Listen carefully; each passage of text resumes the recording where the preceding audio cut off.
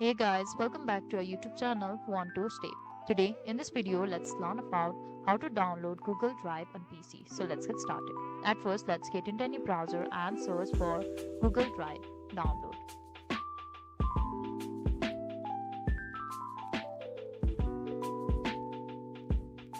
Now over here in this first link, simply tap on this and we can see this option called download drive for desktop. So let's tap on this one and it's downloaded. It can take few moments to download completely. Now click on install anyway.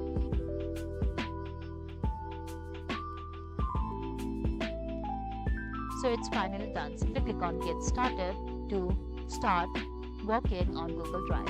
So that is all. I hope you liked the video. Please do like and subscribe. Thanks for watching.